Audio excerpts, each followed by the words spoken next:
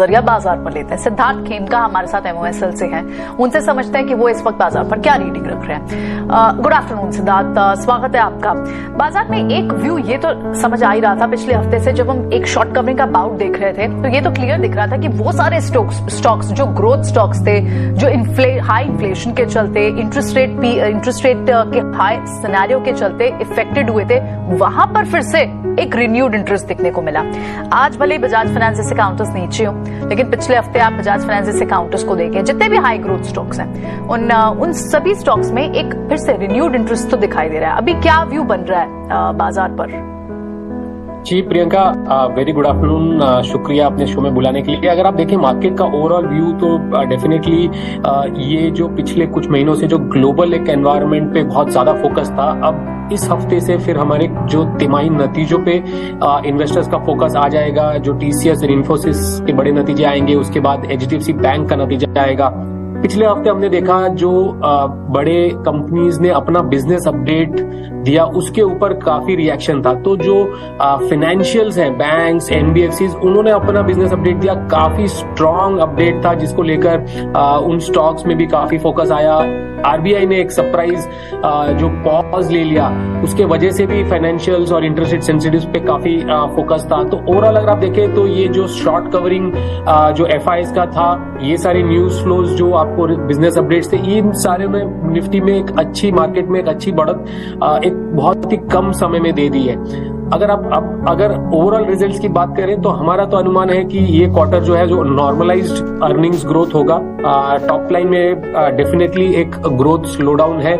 हमारा अनुमान है ओवरऑल निफ्टी में सेल्स करीबन 9 से 10% ग्रो होंगे, बट उसके सामने मार्जिन एक्सपेंशन की वजह से जो एबिटा और नेट प्रॉफिट है वो कहीं ना कहीं 15 से 17% का ग्रोथ का अनुमान है। तो ये जो ग्रोथ है वो पिछले 3 क्वार्टर से कम होता जा रहा है, जिसकी वजह से अगर आप देखें तो मार्केट में भी एक ठहराव है।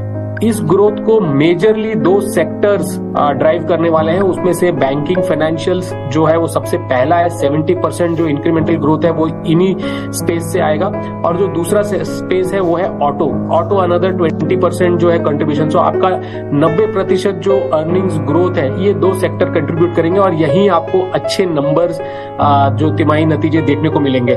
हमने बैंकिंग फाइनेंशियल्स का बिजनेस अपडेट देख लिया। अब ऑटो स्पेस में भी अगर आप टाटा मोटर्स की बात करें, उन्होंने बहुत अच्छा बिजनेस अपडेट दिया। तो ये 2 स्पेस है जहां पे आप पॉजिटिव नतीजे लेके चल सकते हैं। बट एक जो ग्लोबल एनवायरनमेंट है वो कहीं ना कहीं जाकर मार्केट को रुकाने का या ठहराव देने का पोटेंशियल रखता है, क्योंकि ग्लोबल कंसर्न्स अभी तक गए ही नहीं है। चाहे वो आप इन्फ्लेशन की बात करें, चाहे वो एक और US Fed interest rate hike की बात करें, चाहे वो इकोनॉमिक स्लोडाउन की बात करें, तो ये सारे अगर आप रखते हैं तो यहाँ मार्केट हमें लगता है कि 17,800 18,000 पे कहीं ना कहीं जाके रुक सकता है। ठीक है, 18,000 के पास जाकर मार्केट रुक सकता है। सिद्धार्थ जी, अभिषेक बोल रहा हूँ। आपने ऑटो को भी अपनी फेवरेट सेक्टर्स की लिस्ट में शामिल किया है, और देखिए हम लगातार ये चर्चा भी करते हैं कि बाजार अब क्या है कि आगे के इवेंट्स पर ज्यादा फोकस करता है।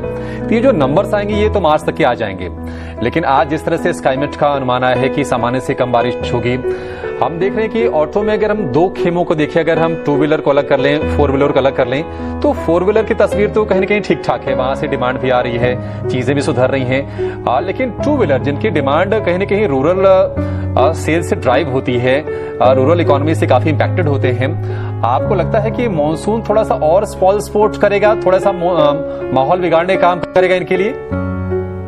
जी अभिषेक, बिल्कुल एकदम आपने सही पकड़ा। अगर हमारे ऑटो स्पेस की बात करें तो हमारा जो प्रेफरेंस है वो 4 व्हीलर्स, सीवीज, फिर आप ये जो ट्रैक्टर्स एंड 2 व्हीलर्स के ऊपर आता है। तो हमारा जो प्रेफरेंस है वो 4 व्हीलर्स एंड सीवीज के प्रति है।